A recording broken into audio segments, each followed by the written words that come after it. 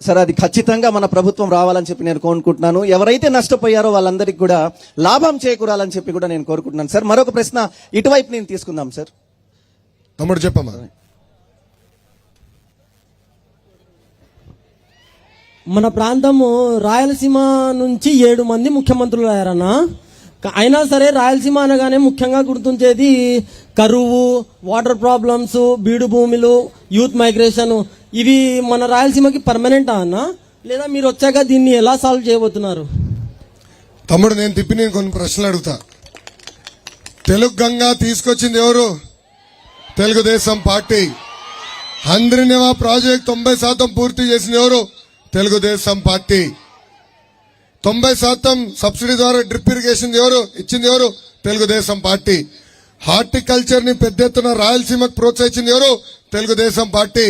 అరే కార్లు తయారు చేసిన పరిశ్రమలు రాయలసీమకి తీసుకొచ్చింది ఎవరు? సిబిఎన్.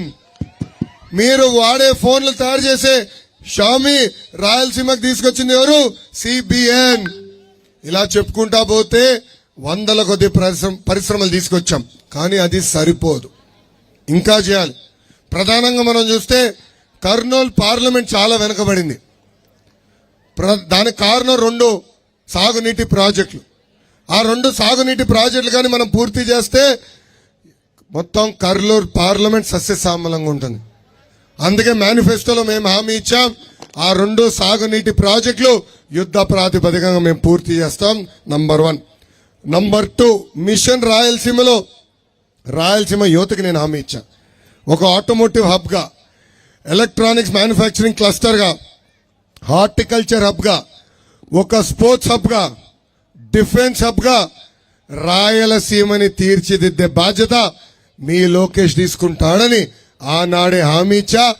ఆ హామీకి మేము కూడా ఇప్పటికి కట్టుబడి ఉన్నాం. థ్యాంక్ యూ తమ్ముడు. రైట్, ఆన్సర్ వచ్చింది అనుకుంటాను brother. Right, next question from left అండి.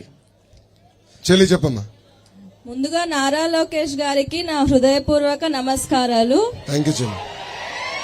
సార్, ఇప్పుడు మధ్యతరగతి కుటుంబం బ్రతకాలి అంటే చాలా కష్టం అయిపోయింది. చాలా ధరలన్నీ పెరిగిపోయాయి, కరెంటు బిల్లులతో సహా అన్ని పెరిగిపోయాయి. మీరు పదవిలోకి వస్తే గనక వీటన్నిటిని ఎలా చేయగలరో కొంచెం తెలియజేయండి. తల్లి జగన్మోహన్ రెడ్డి గారికి ముద్దుగా ఒక పేరు పెట్టా అని చెప్పా కదా, అప్పులు అప్పారావు అని. ఆయనకి 2 బటన్లు ఉంటాయి తల్లి.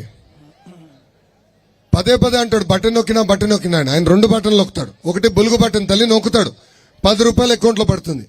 అదే క్షణం ఎర్ర బటన్ నొక్కుతాడు, అకౌంట్ నుంచి 100 రూపాయలు ఉష్షన్ పోతుంది తల్లి. కరెంటు ఛార్జీలు 9 సార్లు పెంచారమ్మా. ఆర్టీసీ ఛార్జీలు 3 సార్లు పెంచారు. పెట్రోల్, డీజిల్, గ్యాస్ పైన అదనపు పన్ను వేస్తున్నారు. ఇంటి పన్ను పెంచారు, చెత్త పన్ను పెంచారు, చివరికి క్వార్టర్ బాటిల్ ధరలు కూడా పెంచారు తల్లి. ఇవన్నీ ఎందుకు పెంచారంటే ఆ అప్పులు కట్టాలి కనుక. ఒక ముఖ్యమంత్రి పైన ఉన్న బాధ్యత కేవలం బటన్ నొక్కడం కాదు, అభివృద్ధి చేయాలా, ఉద్యోగాలు కల్పించాలా, మన జీవితాల్లో మార్పు తీసుకురావాలా. మీరు ఒక్కసారి ఆలోచించండి, మా ఈ ప్రభుత్వ అధికారంలోకి వచ్చిన 5 సంవత్సరాల్లో ఒక్క కంపెనీని తీసుకొచ్చారా? ఒక్కరికైనా ఉద్యోగం కల్పించారా? లేదు. ఈ పన్నుల భారం తగ్గించాలి. అందుకే చంద్రబాబు నాయుడు గారు చాలా స్పష్టంగా చెప్పారు, చెత్త పన్ను మేము తీసేస్తాము, ఇంటి పన్ను తగ్గించే బాధ్యత మేము తీసుకుంటాం. ఒక పద్ధతి ప్రకారం పెట్రోల్, డీజిల్, గ్యాస్ పైన వేస్తున్న అదనపు పన్ను కూడా తగ్గించే బాధ్యత మేము తీసుకుంటాం. రాబోయే 5 సంవత్సరాల్లో ఒక్క పైసా కూడా కరెంటు ఛార్జీలు పెంచకుండా చేసే బాధ్యత కూడా మాది అని ఈ సభాముఖం తెలుపుతున్నాం. ఇంకా మధ్యతరగతి కుటుంబాలకు వచ్చగల ఎక్కువ శాతం మంది ఉద్యోగాలపైన ఆధారపడి ఉంటాడు తల్లి. మన ప్రాంతానికి పెట్టుబడులు తీసుకురావాలా, కంపెనీలు తీసుకురావాలా. తమ్ముడు అడిగిన ప్రశ్న నేను సమాధానం చెప్పా. ఒక ఎలక్ట్రానిక్స్ హబ్గా, ఆటోమోటివ్ హబ్గా, సిమెంట్ హబ్గా, డిఫెన్స్ హబ్గా మన రాయలసీమను తీర్చిదిద్దడానికి మనకు అవకాశం ఉంది. అది మేము చేస్తాం. గతంలో mega seed park, Jain irrigation ప్రాజెక్టులు ఎన్ని తీసుకొచ్చాం తల్లి. ఈ ముఖ్యమంత్రి చేతకంతనం వల్ల అన్ని వెళ్ళిపోయినాయి. అవి ఎన్నొస్తే మనకు ఆదాయం కూడా పెరుగుతుంది. కేవలం సంక్షేమం ఇస్తాం కాదు, పేదరికం నుంచి పేద కుటుంబాలని బయటికి తీసుకురావాలంటే వాళ్ళకి ఉద్యోగాలు, ఉపాధి కల్పించాల్సిన బాధ్యత ప్రభుత్వం పైన ఉంటుంది. ఆ బాధ్యత తెలుగుదేశం జనసేన ప్రభుత్వం తప్పనిసరిగా చేపడుతుంది. రైట్ ఆన్సర్ Thank you, వచ్చింది అనుకుంటాను సార్. గ్రీవెన్స్ చూద్దాం సార్, కొన్ని స్టూడెంట్స్ దగ్గర నుంచి కొన్ని వచ్చినాయి. ఏం కాలబ్బా? ఎవరు నాకు క్వశ్చన్ అడతారో ఆడియన్స్ నుంచి ఈ లోపల నేను తెరిసే లోపల. ఆగనా మైక్ ఎక్కడుంది ఇప్పుడు? మైక్ ఎక్కడ ఉంది? గోయడ తమ్ముడు చెప్పమ్మా.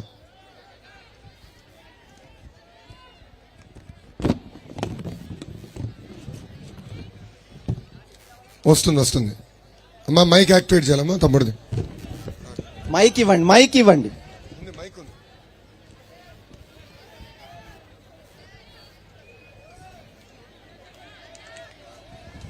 ఇస్తామా? ఏమా మైక్ ఆన్ చేయాలి. చెక్ చేయండి, మ్యూట్ లో ఉంటుంది. ఈ లోపల కొన్ని ప్రశ్నలు నాకు వచ్చినాయి. ఆ ప్రశ్నలకి నేను సమాధానం చెప్పాలనుకుంటున్నా. మొదటిది, ఒక నిమిషం తమ్ముడు. మొదటిది, మహిళలకి నైట్ టైం కూడా బస్సు ఉంటే బాగుంటుందని కోరారు. ముందలా భద్రత కల్పించాలి తల్లి. ఈరోజు ఈ ప్రభుత్వంలో ఉన్న మహిళా మంత్రులే మహిళల్ని కించపరిచే విధంగా మాడుతున్నారు. ఒక సందర్భంలో జబర్దస్త్ ఆంటీ నాకు ఏకంగా చీరలు గాజులు పెడతానని, తల్లి. అంటే చూడండి ఎంత మహిళల్ని కించపరిచే విధంగా మాట్లాడారు. ఇంతేకాదు, శాసనసభ సాక్షిగా మా తల్లిని అవమానించారమ్మా, అదందరం చూసాం. ఈరోజు మా తల్లి ఎప్పుడు బయటికి రాని తల్లి బయటికి వచ్చి నిజం గెలవాలని కార్యక్రమం చేస్తే ఆ తల్లిని కూడా అవమానించారు. దీనికి ఫుల్ స్టాప్ పెట్టాలమ్మా. అది మనం రేపు ప్రభుత్వంలో మార్పు మేము తీసుకొస్తాం. రెండో ప్రశ్న, మీ ఇన్స్పిరేషన్ ఎవరు అని అడిగారు ఒక రాగశ్రీ. మీ ఇన్స్పిరేషన్ ఎవరు అని అడిగారు. చెల్లమ్మ, నాకు నలుగురున్నారు, ఒకరు కాదు. మొదటి వ్యక్తి వాజ్పేయి గారు. ఎందుకంటే వాజ్పేయి గారి నాయకత్వంలో దేశానికి రావాల్సిన అనేక సంక్షేమ కార్యక్రమాలు, అభివృద్ధి కార్యక్రమాలు ఆయన తీసుకొచ్చారు. సో నాకు మొదటి ఆదర్శంగా తీసుకునే వ్యక్తి వాజ్పేయి గారు. మూడో వ్యక్తులు మా ఇంట్లోనే ఉన్నారు. ఒకటి, విశ్వవిఖ్యాత నట సార్వభౌమ స్వర్గశ్రీ నందమూరి తారక రామారావు గారు. రెండో వ్యక్తి చంద్రబాబు నాయుడు గారు. మూడో వ్యక్తి చంద్రబాబు నాయుడు గారు.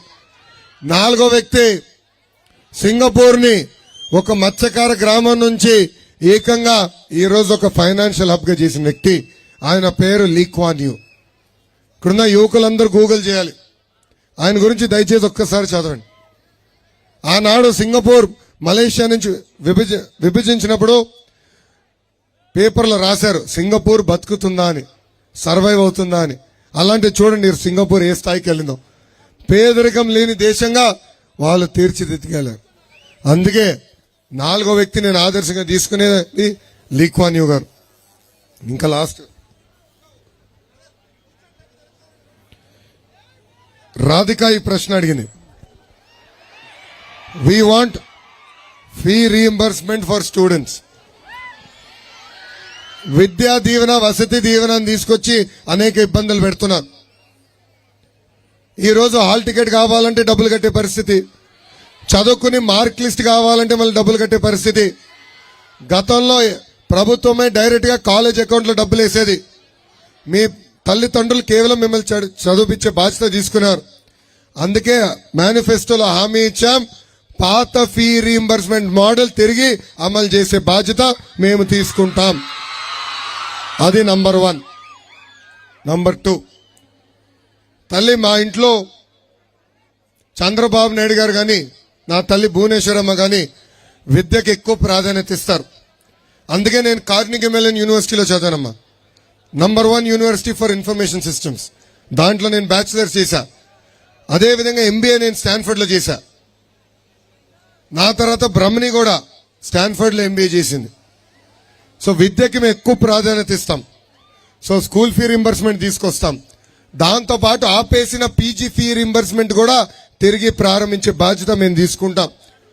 మీలో ఎవరన్నా విదేశాల్లో చదువుకోవాలన్నా విదేశీ విద్య అన్నాడు ఇచ్చేవాళ్ళం.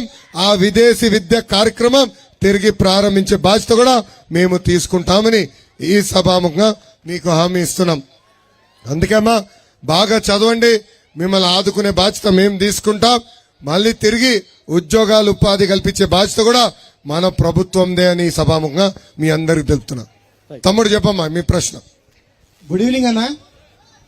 నంద్యాల బై ఎలక్షన్ జరిగినప్పుడు బాబు గారు కొన్ని డెవలప్మెంట్ ప్రోగ్రామ్స్ ఇనిషియేట్ చేసినారు. అవి ఇప్పుడు ఎక్కడున్నాడు అక్కడ అయిపోయినాయి. మీరు వచ్చినాక అవి మళ్ళీ పూర్తి చేస్తారా చేయరా? నంద్యాలలో పసుపు జెండా ఎగిరే ఆగిపోయిన పనులు పూర్తి చేసే బాధ్యత మేము తీసుకుంటాం. అన్న ఇంకోటి అన్న, తమ్ముడు ఒక నిమిషం. సండే ఎమ్మెల్యేకి బాయ్ బాయ్ చెప్పండి, శాశ్వతంగా హాలిడే ఇవ్వండి.